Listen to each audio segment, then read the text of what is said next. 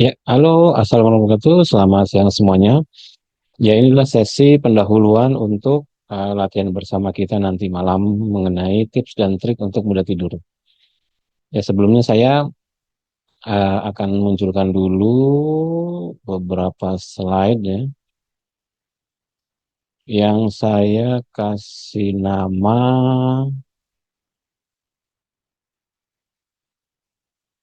strategi mudah tidur. Nah, judulnya seperti inilah kurang lebih. Nah, kemudian disclaimer dulu ya. Pertama adalah bahwa semua yang dijelaskan pada slide ini merupakan pengalaman saya, Mas Gunggung, saat dulu awal-awal COVID sebelum ada vaksin, di mana saya mengalami tidak tidur hingga 7 hari. Jadi ini barangkali rekor terlama sepanjang hidup saya. Bagaimana saya tidak tidur hingga 7 hari, luar biasa ya. Jadi ini diawali dari um, ini nih kita kilas balik dulu. Saya kilas balik 1, 2, 3 menit ya. Jadi Alkisah suatu hari sebelum ramai era COVID itu, tiba-tiba heart rate saya melonjak, yang biasanya selalu di bawah 90-an ya, tiba-tiba melonjak menjadi di atas 100, dan susah turun. Intervensi pakai napas apa aja nggak turun-turun. Ya turun sebentar, naik lagi, turun sebentar, naik lagi. Pokoknya manteng di atas 100, sehingga puncaknya di 120, itu rasanya deg-degan nggak karu-karuan. Lalu atas inisiatif, saya langsung berangkat ke Rumah Sakit Prikasih di Pondok Labu, kemudian ke UGD, lalu saya bilang bahwa saya rasanya dada berdebar-debar, nggak jelas dan sebagainya, lalu dipasang EKG, ya, pasang EKG, lalu hasilnya normal, hasilnya normal. Tapi rasa itu masih muncul, masih deg-degan nggak karu-karuan, wah keringat dingin. Lihat di oximeter, heart masih tinggi. Wah, saya masih penasaran, dok coba sekali lagi EKG-nya, takutnya EKG-nya nggak pas atau salah pada saat itu. Kemudian dipasang lagi, ternyata ya kayak gitu lagi. Ini normal, Pak. Ini normal. Memang ya atau lagi tinggi mungkin saja, tapi jantung Bapak ini normal, sehat, nggak ada masalah. Ini hanya respon saja yang mungkin pada saat ini sedang ada sesuatu. Tapi EKG-nya Bapak ini bagus, katanya gitu. Akhirnya saya telepon Angkatan Laut, saya minta tolong saya second opinion ke Rumah Sakit Marinir Cilandak. Jadi kemudian waktu itu diantar sama salah satu tentara, saya berangkat ke Marin Cilandak. Di sana sudah ada mulai ada taruh apa persiapan gitu ya. Karena saya nggak begitu memikirkan berita mengenai yang COVID itu, tiba-tiba di sana sudah disiapkan. Lalu prosedur protokolnya adalah semua yang bergejala harus diisolasi. Jadi saya diisolasi di barak yang satu ruangan tuh ada kurang lebih 4 sampai 6 tempat tidur ya, yang dipisahkan disekat oleh eh, kayak ya kayak tempat militer lah. Ya memang itu rumah sakit angkatan laut ya, saya di lantai 2. Nah, kemudian eh, masih deg-degan. Terus di EKG lagi. Di EKG lagi normal lagi. Jadi 3 kali EKG, 2 kali di aplikasi, kemudian 1 kali di angkatan laut normal. Kemudian saya menjalani prosedur swab. Nah, sambil menunggu swab, saya harus menginap di situ karena protokolnya mengharuskan semua yang bergejala harus diisolasi dulu. Jadi saya diisolasi lah di situ. Nah, ceritanya seperti itu. Nah, dari sebelum saya masuk ke isolasi ini, di posisi 2, 3 hari itu saya sudah susah tidur. Saya sudah susah tidur. Nggak bisa tidur. Kalaupun dapat mungkin hanya setengah jam. Atau mungkin ya 1 jam paling lama lah. Tapi ya saya latihan aja. Saya latihan. Nanti saya akan jelaskan, saya berbagi pengalaman di video ini. Nah, ditambah lagi saya mengalami di Rumah Sakit Mani Cilandak itu 3 hari saya menginap. 4 hari 3 malam lah. Sambil menunggu hasil swabnya keluar. Bayangkan. Sampai waktu itu saya bilang, udah saya bayar aja. Swabnya nggak apa, ini kan udah masuk. Jadi dia tinggal nunggu aja. Kalau dari awal mungkin disuruh bayar, saya mau biar cepat gitu kan. Kan waktu itu kan ada satu kali 24 jam, ada yang 6 jam gitu kan. Karena saya nggak ngerti waktu itu ya saya nurut-nurut aja. Di swab nunggu hasilnya. Jadi nginep. Dan saat nginep itulah tidak bisa tidur. Dan pada saat itu ya semua gejala anosmia, penciuman tidak bisa mencium apapun itu saya dapatkan gitu. Ya melihat sesuatu yang eh, shocking lah, seperti orang meninggal depan mata, orang muntah darah depan mata, orang diangkut nggak bernyawa depan mata, itu betul-betul sangat shocking dan sangat stressful pada saat itu. sehingga betul-betul nggak bisa tidur. Tapi ya untungnya, sekali lagi untungnya, ya pada saat itu semua pemahaman pengetahuan yang saya dapat bisa dipraktekkan. Jadi total ya kurang lebih sekitar 7 harian lah, saya nggak bisa tidur. Nah, gimana solusinya saya akan jelaskan nanti. Nah, sebelum diuji dengan tidak bisa tidur, saya sudah berlatih keras sekian lama. Kan saya nggak tahu bakal ada COVID. Kita semua pun nggak tahu bakal ada COVID. Kan mungkin ada berita ini itu dan sebagainya. Saya nggak begitu terlalu peduli. Ya bagi saya ya ya udahlah, namanya berita ya gitu-gitu aja kan. Nah, kemudian saya tetap berlatih normal, nggak ada gambaran bahwa akan berhadapan dengan COVID atau mungkin kena COVID seberat itu gitu. Saya sudah berlatih keras, saya punya buku-buku yang berhubungan dengan tidur, saya juga mempraktekkan dan sebagainya. Intinya saya sudah mempersiapkan diri lah dengan latihan-latihan yang walaupun waktu itu tidak ditujukan untuk apa namanya berhadapan dengan COVID, yang salah satu dampaknya ketika di badan saya nggak bisa tidur. Saya nggak tahu menahu. Pokoknya saya hanya mempersiapkan diri dengan cara saya berlatih secara rajin, saya berlatih keras, saya berlatih maksimal. Nah, kira-kira begitu. Maka disclaimer-nya, saya masuk kriteria orang terlatih. Nah, kemudian yang ketiga, disclaimer adalah pengalaman tidak tidur itu sangat membekas. Kenapa? Karena itu kemudian menjadi kristalisasi pengetahuan saya yang saya rasakan betul dan sangat membekas sekali sepanjang hidup. Sehingga ketika dalam kondisi suatu hari setelah COVID bertahun-tahun sampai detik ini ya, itu saya ada kondisi seperti tidak bisa tidur, saya tidak panik, tidak cemas. Saya udah melewati masa itu, udah ngerti badan saya sendiri. Nah, ini yang ingin saya bagi pada peserta gitu kan, pada teman-teman bahwa jika kita berusaha untuk melatih diri sedemikian rupa, ini sama seperti saya waktu bikin eh, rendam es ya. Waktu saya bikin rendam es itu sedemikian rupa saya melatih rendam es untuk mempersiapkan diri, bukan untuk gaya-gayaan, bukan untuk sok-sokan apa gitu, enggak. Walaupun saya instruktur gitu kan, tapi saya tetap melatih diri sendiri untuk mempersiapkan diri sendiri. Siapa tahu nanti di masa depan saya akan diuji oleh Tuhan dengan sesuatu yang berat. Kenapa? Karena biasanya ya ya kayak gini konsepnya nih. Orang-orang sering sering memberikan motivasi itu diuji dengan kata-katanya sendiri, gitu kan? Guru ilmu pernapasan biasanya diuji dengan sakit yang berhubungan dengan pernapasan, nah kan begitu. Kemudian apalagi, ya mungkin orang-orang berhubungan dengan psikis akan diuji dengan perasaan mentalnya yang hancur-hancuran. Ya, pokoknya ujian itu akan selalu datang lah. Maka waktu itu saya berpikir bahwa saya harus mempersiapkan diri. Oke ya, jelas ya. Jadi disclaimer-nya ada 3 ini.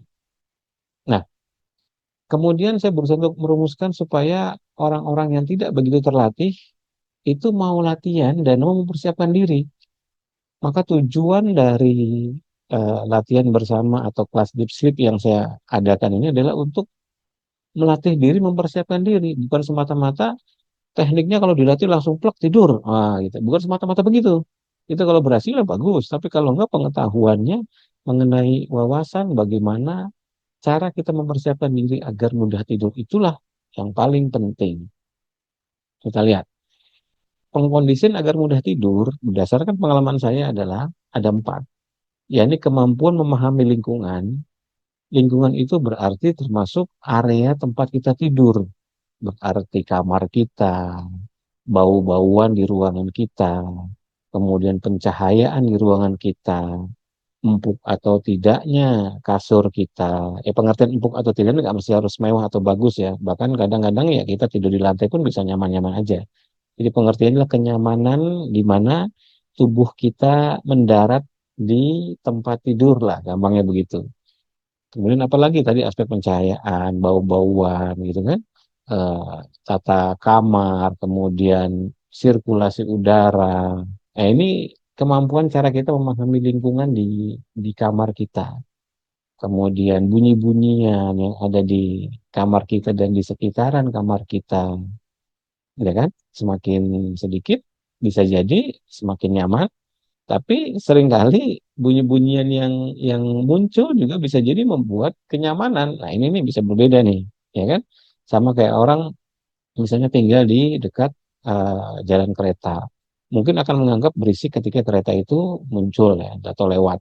Tapi lama-lama dia biasa saja. Bahkan kadang-kadang suka suka kangen dengar suara kereta baru bisa tidur tuh.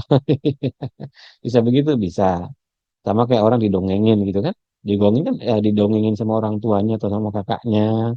Itu kan atau sama pamannya atau bibinya itu kan sebenarnya distraksi kan. Mestinya kan nggak ada telinganya dengar gitu. Tapi dengan didongengin dia merasa ada orang di situ, maka dia merasa tenang, merasa nyaman, ya kan? Nah, lingkungan juga termasuk orang yang ada di dekat dia, mungkin pasangan, gitu kan, mungkin orang tua, mungkin anggota keluarga, dan sebagainya. Saya ada juga cerita di mana peserta kalau tidur di rumah yang ada anggota keluarganya, dia merasa nyaman. Tapi ketika kebetulan anggota keluarganya lagi pada di luar semua dan rumahnya sepi, dan dia hanya tidur sendiri, dia jadi nggak nyaman. Nah, ini saya sebut sebagai kemampuan memahami lingkungan. Jadi bisa nggak, ya kan? Kalau misalnya kita bisa dan familiar dengan itu dan bisa menerima situasi seperti itu, maka oke, lingkungan itu adalah lingkungan yang sifatnya acceptable atau lingkungan yang bisa diterima oleh diri kita lahir batin, ya kan? Ketika lingkungan tidak bisa diterima oleh diri kita lahir batin, ini yang jadi repot, jadi susah. Maka latihan penerimaan menjadi penting. Jadi dulu waktu saya sebelum COVID ya, saya selalu berusaha untuk belajar penerimaan terhadap lingkungan yang ada pada saat itu. Lingkungan yang ada pada saat itu apa? Ya di mana saja. Ya mungkin di kamar saya yang di rumah, mungkin suatu saat saya di kantor ngantuk gitu kan dengan kondisi yang mungkin sedikit lebih tidak nyaman dibandingkan di kamar di rumah gitu kan. Bantal yang berbeda kualitasnya, aroma yang berbeda, aroma bantalnya yang berbeda, ya kan? Bau-bauan di kamar yang berbeda dibandingkan yang di kantor, juga di situasi kamar hotel dan sebagainya. Maka kemampuan acceptance, ya, acceptance, penerimaan dari sebuah lingkungan jadi penting. Kemudian yang kedua, kemampuan mengenali relaksasi. Di mana? Di badan kita sendiri, di pikiran kita, di perasaan kita, di raga kita. Nanti kita akan memperdalam di kelas ini ya, di latihan bersama ini. Jadi relaksasi diri kita ini harus dipahami dan dikenali secara baik. Kenapa? Kalau enggak, kita jadi susah. Karena ketika orang sudah tidak bisa tidur di malam hari, atau dia sama tidur kemudian terbangun, itu dia harus mengulang kembali tahapan-tahapan relaksasinya. Kalau dia nggak bisa mengulang mengenali, ini pasti akan stres sendiri. Ya, maka di nomor tiga ada kemampuan mengenali stres, kemampuan menghandling stres. Ya kan, nanti saya akan jelaskan setelah ini. Dan nomor empat yang nggak kalah penting adalah kemampuan bernapas lambat durasi panjang. Maka dulu sebelum COVID ini saya selalu latihan napas panjang itu, latihan napas ya, terutama yang napas lambat itu dengan durasi panjang-panjang.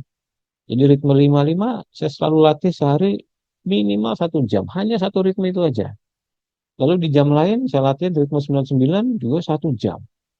Lalu di jam lain saya latihan ritme apa? 1 jam. Jadi saya berlatih bernapas lambat durasi panjang-panjang. Bahkan ketika misalnya malam minggu ya atau malam Sabtu di mana besok saya misalnya katakanlah nggak kerja, saya bisa coba latihan napas lambat itu sampai 2-3 jam untuk satu ritme saja. Kenapa? Karena saya ingin melatih untuk bernapas lambat durasi panjang. Kan ini penting banget untuk bisa menjadi strategi dalam mudah tidur. Kalau kita tidak pernah berlatih napas lambat durasi panjang, pengen yang pendek-pendek aja. Oh, pasti kita nggak sabaran. Pasti kita nggak sabaran. Beneran, pasti nggak sabaran. Kalau latihannya Wim Hof aja karena pendek kan cepet kan tarik buang napas cepat.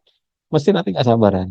Nah, maka bernapas lambat durasi panjang ini sangat-sangat penting. Nah, kita lihat apa itu relaksasi. Relaksasi secara fisiologis. Karena relaksasi ini salah satu kunci dari mudah tidur. Pada tingkat fisiologis, relaksasi ditandai dengan pengurangan keseluruhan aliran sinyal otonom. Apa itu aliran sinyal otonom atau autonomic outflow? Yaitu sinyal saraf yang dikirim keluar dari sistem saraf otonom, sehingga HRV-nya turun. Dan pergeseran keseimbangan saraf otonom menuju peningkatan aktivitas parasimpatik. Jadi artinya relaksasi yang berhasil adalah apapun jenisnya ya, apapun jenisnya. Ketika ditandai dengan pergeseran keseimbangan saraf otonom menuju peningkatan parasimpatik. Jadi kalau yang belum tahu simpatik parasimpatik, saya sarankan ya belajar sedikit-sedikit dari YouTube gitu kan. Anda lihat di YouTube saya juga banyak sekali pemahaman simpatik parasimpatik, apa manfaatnya dan sebagainya. Nah, kemudian pada sisi gelombang otak, relaksasi paling erat kaitannya dengan keadaan gelombang otak alfa. Ini yang terjadi pada frekuensi antara 8 sampai 12 Hz yang ditandai dengan keadaan mental yang rileks, terjaga, dan tenang. Jadi kalau kita belum bisa rileks, terjaga, dan tenang, gelombang otak kita pasti bukan alfa. Maka Anda harus belajar teknik pembentuk gelombang alfa atau teknik untuk menggeser gelombang otak dari beta aktif ya stres menjadi alfa dengan cara apapun terserah. Nanti kita intervensi pakai napas. Dan yang ketiga, pada tingkat pencernaan, relaksasi terkait dengan menurunnya atau hilangnya emosi kemarahan, kecemasan, kesedihan, kegembiraan. Dan ini penting banget. Jadi kalau misalnya di malam hari empat jenis emosi ini masih muncul, makin sangat berpengaruh dengan pencernaan. Misalnya kita masih membawa marah pada hari itu atau pada siang, pada pagi, siang, sore itu. Atau kita membawa cemas pada pagi, siang, sore itu. Atau kita membawa sedih pada pagi, siang, sore itu.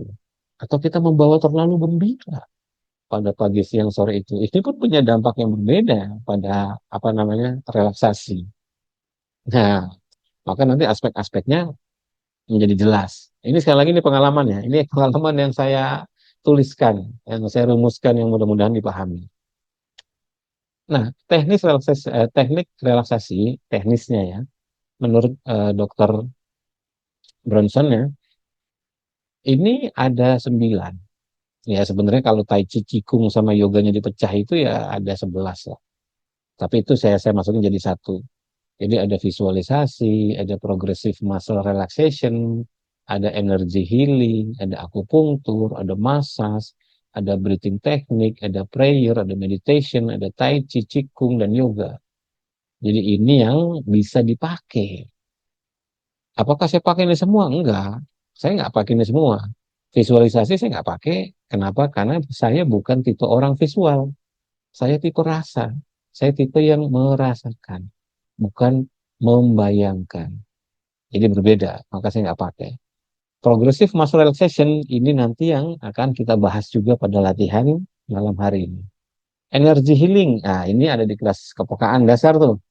Ini nih 9 ini bukan kata saya ya, memang ini kata buku yang memang dirujuk pada jurnal-jurnal. Energy healing nggak saya pakai. Kemudian akupunktur pun saya nggak ngerti, nggak memahami konsepnya, penerapannya dan sebagainya, nggak ahli lah di situ, maka nggak saya pakai. Massage juga saya nggak begitu pakai. Walaupun ada beberapa yang seperti mengusap dada, itu pun sering saya pakai sebelum tidur. Jadi dada saya usap, itu akan menciptakan ketenangan atau relaksasi. Atau bagian belakang kepala, saya usap-usap. Itu pun akan menciptakan ketenangan atau relaksasi. Kemudian ada juga berdoa, prayer. Ada juga meditasi. Kemudian ada juga apa namanya tai chi, qigong, dan yoga dan sebagainya. Ini bisa dipakai. Tapi untuk latihan bersama kita kali ini, saya bikin yang praktis, ya kan, yang praktis. Tapi kalau memahami teorinya ya kayak gini, ya nggak apa-apa. Ini kan pengetahuan saja. Siapa tahu, oke ingat nih, Mas Gunggung pernah ngomong energi healing juga bisa, bisa. Oh pantesan saya, misalnya kayak saya deketin anak saya, kemudian saya usap-usap, dia jadi gampang pengen tidur tuh. Oh iya itu energi healing tuh, energi dari ibunya ke anaknya, atau dari ayahnya ngusap-ngusap kepala anaknya yang masih kecil gitu kan. Kalau anaknya mengantuk dan tidur, ya, energi healing tuh. Termasuk massage, misalnya pasangan, suami mijitin istri, istri mijitin suami, kira-kira begitu. Lalu terjadi relaksasi, nanti mereka akhirnya jadi bisa tidur. Nah, tapi kita nanti akan lewat jalur napas sama progressive muscle relaxation. Karena buat saya sepanjang pengalaman saya memahami ini menjadi super penting dan memiliki tingkat probabilitas yang sangat tinggi untuk mudah tidur. Bernapas lambat durasi panjang. Nah, ada dua, ada ritme simetris, ada ritme prolong expiration. Jadi Sekali lagi, jika Anda ingin menguasai teknik untuk mudah tidur, maka Anda harus menguasai teknik bernapas lambat, durasi panjang. Ini kunci. Ini kunci. Kenapa? Ingat, kalau orang nggak bisa tidur malam hari, berapa jam coba? Berjam-jam. Bener nggak? Iya. Anda bangun misalnya jam 1:30 malam, dini hari gitu kan. Lalu nggak bisa tidur. Katakanlah sampai jam 4, sampai ayam berkokok. Itu kan berarti 3 jam. Ya kan?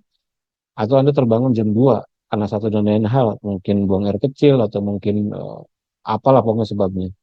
Lalu menunggu sampai jam 4, jam 5 baru bisa tidur lagi. Berarti Anda nggak bisa tidur, ya 1, 2, 3 jam. Berarti berjam-jam Anda nggak bisa tidur. Ya kan? Maka jika pada saat tidak bisa tidur itu tidak melakukan apapun, maka pasti kita akan stres. Pasti itu udah pasti rumus.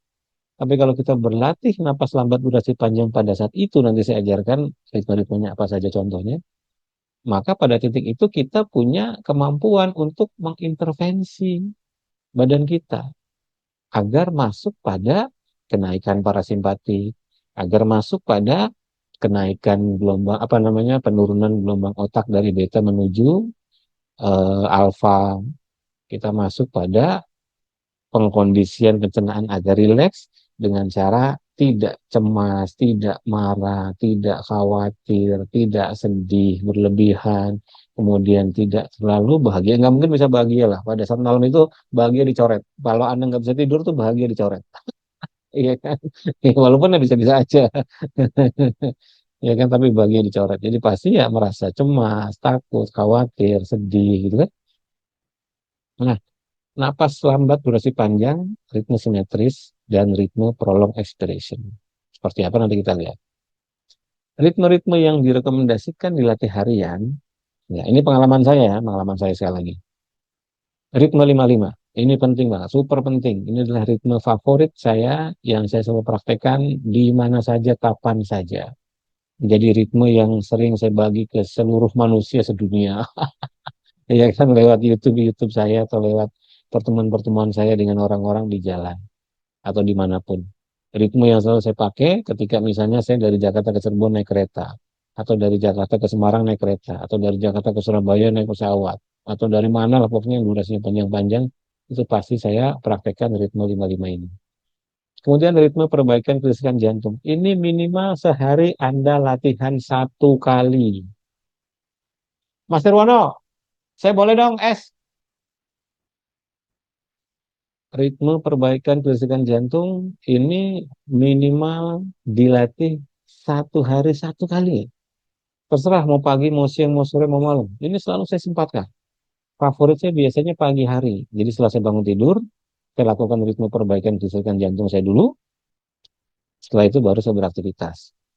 Jadi ini kurang lebih sekitar 30-an menit something lah, atau 40-an menit ya. 15 tambah 10, 25, tambah 5, 33 kurang lebih. Kurang lebih 33 menit. Jadi setengah jam sempatkan untuk melatih ritme perbaikan kelistrikan jantung. Usahakan disempatkan paling tidak seminggu 5 kali lah, paling tidak. Karena ini super penting banget. Nah, alternatif dari ritme perbaikan kelistrikan jantung adalah ritme balik. Apa itu ritme balik? Ritme yang diawali dengan A, diakhiri dengan A. Contohnya, 33, 55, 33. Kemudian 33, 55, 10, 10, 55, 33. Contoh lagi, 33, 55, 10, 10, 15, 15, 10, 10, 55, 33. Jadi ritme balik. Jadi mulai dari A, B, C, D, kemudian C, D, A. Kemudian diulangi lagi seperti itu. Ritme balik ini fungsinya adalah melakukan flushing oksigen. Nanti kita belajar flushing oksigen. Apa itu flushing oksigen? Ya, sudah dilihat pendahuluannya ya. Ya, jadi memang kebutuhan akan tidur itu menjadi sangat penting sekali untuk diri kita semua, karena itu adalah sesuatu yang tak tertandingi oleh pengobatan apapun. Mudah tidur, bisa tidur, mendapatkan disiplin yang cukup, itu adalah teknik pengobatan tertinggi pada semua skala apapun di dalam ilmu pengobatannya. Ini dalam pandangan saya. Nah, kemudian perjalanannya saya membuat kelas khusus deep sleep. Ya tentu ada plus minusnya di dalam kelas ini, ada orang yang bisa tidur, ada enggak dan sebagainya. Itu sebelum COVID lah dulu, sebelum COVID. Lalu kemudian saya tidak meneruskan craft di sleep, kemudian berhenti. Setelah itu saya kena COVID, seperti yang saya ceritakan tadi di awal. Dan kemudian merumuskan ulang berdasarkan pengalaman itu. Nah, pengalaman-pengalaman itulah yang sangat membekas, yang kemudian saya akan ajarkan pemahamannya di kelas latihan intensif yang akan diadakan nanti. Jadi di kelas latihan intensif yang akan diadakan tanggal 9 ya, mulai tanggal 9 Maret nanti. Ini kita akan lakukan selama 14 hari. Targetnya 14 hari itu sudah bisa mengurangi obat tidur, bahkan syukur-syukur bisa lepas obat ya. Tentu saja nanti harus konsultasi dengan dokter tergantung jenis obat tidurnya apa. Kemudian kita laksanakan 3 hari di sore hari, 3 hari di malam hari, 3 hari sore hari, 3 hari malam hari, 3 hari sore hari, 3 hari malam hari. Tujuannya apa? Karena seperti yang jelaskan tadi, kalau secara umum nih dibagi jadi dua. Yang pertama saya sebutnya sebagai teknik eksekusi. Teknik eksekusi itu teknik yang harus sesederhana mungkin, sesimpel mungkin, semudah dan secepat-cepatnya menuju tidur. Ini teknik eksekusi saya nyebutnya. Lalu ini ada teknik pendukung ya untuk menuju kecepatan teknik eksekusi ini. Nah, makanya banyak orang yang cuma sekedar napas aja, kemudian nggak mengerti teknik eksekusinya, dia pasti jadi jadi susah tuh. Ya ada probability banyak banyak gagalnya lah katakanlah begitu. Ya kan? Loh saya udah latihan napas mas terus masih belum bisa tidur. Waduh, saya ini kebangun, terus saya coba praktekkan napas malah melek, malah seger, kan karena nggak ngerti itu teknik napasnya memiliki dampak apa di badan. Nah, maka dengan pemahaman dua tadi, yang pertama adalah teknik eksekusinya, yakni teknik yang di ujung yang nanti akan membantu kita tidur, mempercepat kita tidur, yang juga harus dilatih supaya otaknya terbiasa, jantungnya juga terbiasa, raganya juga fisiknya terbiasa. Dan yang kedua adalah teknik pendukung, ritme-ritme pendukung untuk menuju ke sini. Maka tadi saya sebutkan ada teknik flushing yang dilakukan di jam di luar teknik eksekusi. Teknik eksekusi itu namanya eksekusi berarti udah langsung harus mencapai goal tujuan. Eksekusinya itu jelek, nancep, ya udah ibaratnya kalau pemanah sih gitu ya. Mana tuh udah tinggal gitu. Tapi kalau pada saat latihan tentu Anda harus badan ditegakkan, kemudian harus direntangkan dulu busurnya perlahan. Ini tekniknya lurus, apakah dijepit pakai jari atau pakai 2 jari atau pakai telunjuk atau pakai apa? Itu teknik yang memang harus dipraktekkan di luar eksekusi. Tapi pada prakteknya ketika misalnya kita lagi apa namanya berantem ya dengan lawan, katakanlah begitu, dan senjata kita cuma panah, ya kan nggak mungkin kita lakukan dengan pelan-pelan begini, begini, begini, kan nggak mungkin. Kelamaan. Eksekusinya langsung ambil, secus, panah, nyampe, kena, pas di tujuan, kan begitu. Tapi tentu kemampuan untuk bisa secepat itu tidak lahir tiba-tiba. Saya pernah belajar mana, tapi saya tidak intensif belajar mana. Tapi bisa, saya pernah belajar waktu itu di Senayan sama komunitas pemanah, salah satu teman pesilat. Itu ya saya diajarinya pelan-pelan begini, begini, begini, tahapannya begini, napasnya begini, tarik napasnya, fokusnya, apanya, semua koordinasi ototnya dia diajari semua. Kemudian saya coba tanya sama instruktur, kebetulan teman, coba tolong Mas panah, tapi jangan ngikutin urut-urutan. Oh ya saya udah gampang, ceplok, udah langsung aja. Dia tinggal ambil panahnya, ambil busur anak panahnya, terus diceklek, udah nyampe, udah sampai pas begitu. Semudah itu. Kok bisa? Karena dia sudah melewati semua tahapan-tahapan pendukung ini, sehingga tubuhnya memiliki skill, kemampuan, dan tinggal diarahkan untuk eksekusi mana itu. Ini konsepnya persis. Untuk tidur tuh konsepnya persis seperti itu. Makanya kalau cuman Anda belajar teknik napasnya saja, misalnya katakanlah 478, misalnya dengar begitu kan, katanya 478 bisa buat tidur, katakanlah begitu kan. Kemudian ritme vagus 48 atau apalah. Itu itu belum tentu membuat Anda bisa tidur. Kenapa? Karena bisa jadi saat Anda lakukan ini, ritme ini menjadi ritme yang pengkondisian, saya nyebutnya begitu. Dan bisa jadi ini menjadi ritme eksekusi. Ya beruntung kalau misalnya ritme ini menjadi ritme eksekusi, maka dia langsung tidur. Tapi kalau dia menjadi ritme pengkondisian, maka yang terjadi adalah jadinya kayak latihan malam hari lalu melek, malah jadi seger. Ada yang ngalamin begitu? Banyak. Banyak. Nah, makanya di latihan bersama untuk sembuh insomnia 14 hari ini, saya akan koreksi pemahamannya, diluruskan dulu. Dikoreksi, diluruskan berdasarkan pengalaman saya, yang insya Allah mudah-mudahan tingkat keberhasilannya akan tinggi. Jadi tanggal 24 Februari lalu saya bikin latihan bersama untuk mudah tidur ya. Dan ada yang baru 32 detik langsung tertidur. Ada yang begitu ikut latihan bersamanya, dan selalu saya rekam ya, itu bangun-bangun udah jam pagi. Jadi latihannya bareng, begitu dipraktekkan bangun-bangun udah pagi. Dan besoknya komen, Japri ada juga yang share di grupnya bahwa mereka baru pertama kali merasakan seperti ini. Yang biasanya bangun tidur kemudian harus buang air kecil 2, 3, 4 kali, ini cuma 1 kali lalu bisa tidur lagi. Ya inilah yang sebut sebagai pemahaman pengetahuan. Jadi ketika kita mengerti, kita bisa mempraktekkan, maka itu nanti akan jadi modal. Karena ngerti bagaimana memisahkan antara sikap mental pada situasi yang latihan, saya sebut sebagai pengkondisian, bagaimana sikap mental terhadap situasi eksekusi untuk persiapan langsung tidurnya begitu. Nah, kalau dua ini nggak dipahami, nanti kita akan rancu. Otak kita pasti akan rancu. Misalnya nih, nah tadi saya sudah jelaskan di awal ya. Eh, saya mau latihan ritme 48 malam-malam. Wah, secara logika kan mestinya kan, wah buang napas lebih panjang pasti akan bikin gelombang otaknya begini-begini menurut pengetahuan yang umum, ya kan? Secara umum begitu. Ternyata begitu dipraktekkan, nggak kayak gitu. Begitu praktekkan, jadinya malah seger, jadinya malah melek. Maka berarti ritme itu adalah ritme yang belum pernah dia lakukan sebelumnya, di luar jam malam, di luar malam hari gitu kan. Sehingga pada malam itu dianggap sebagai ritme latihan. Dianggap sebagai ritme latihan, bukan ritme yang eksekusi untuk menuju tidur. Karena otaknya belum punya kemampuan, belum punya pemahaman, dan belum pernah apa namanya ada memori mengenai ritme itu digunakan untuk apa, ya kan? Nah, ini nanti akan dikoreksi banyak di latihan intensif. Namun judulnya intensif. Jadi 14 hari itu intensif. Intensif. Maka saran saya, jika yang menonton video ini Anda mengalami gejala insomnia, udah susah tidur, pernah tidur kebangun, kemudian susah tidur lagi, lalu berkali-kali bangun di malam hari karena buang air kecil dan sebagainya, Anda harus ikut kelas ini, harus belajar kelas ini. Dan apa yang saya bagi ini berdasarkan betul-betul pengalaman real, kisah nyata. Dan ini tidak ternilai, tidak ternilai. Walaupun mungkin angkanya menurut kita ya agak-agak besar, katakanlah 900.000 biayanya gitu kan.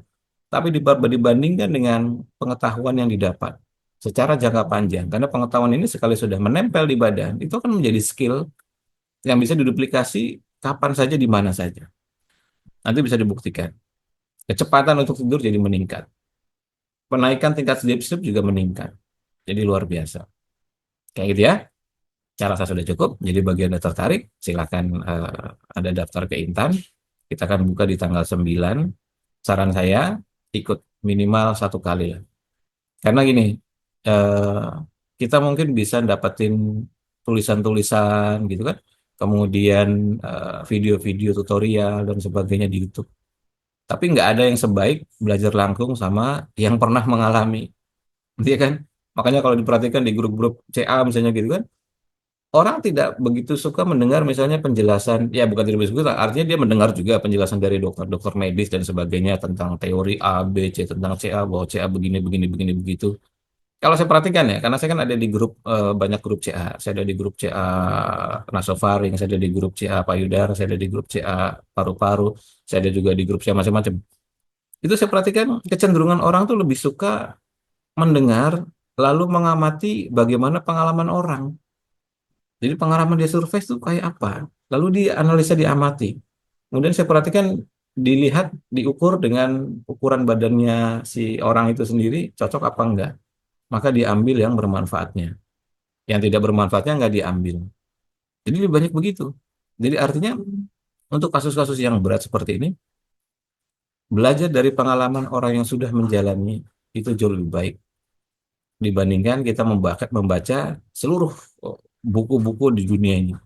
Makanya ada peribahasa, belajar bersama guru 1 jam itu jauh lebih baik dari Anda membaca 100 buku. Ya bukan lantas 100 buku ini nggak bagus. Nah, ini hanya istilah saja menunjukkan bahwa eh, tetesan pengalaman dari orang-orang yang pernah mengalami menjalani itu memiliki energi yang besar sekali, yang natural, alamiah, yang membuat kita jadi lebih mengerti. Nah, seperti itu. Sampai ketemu di kelas latihan intensif untuk sembuh insomnia. Saya Mas Gunggung, asal Monogbatu. Selamat pagi semuanya.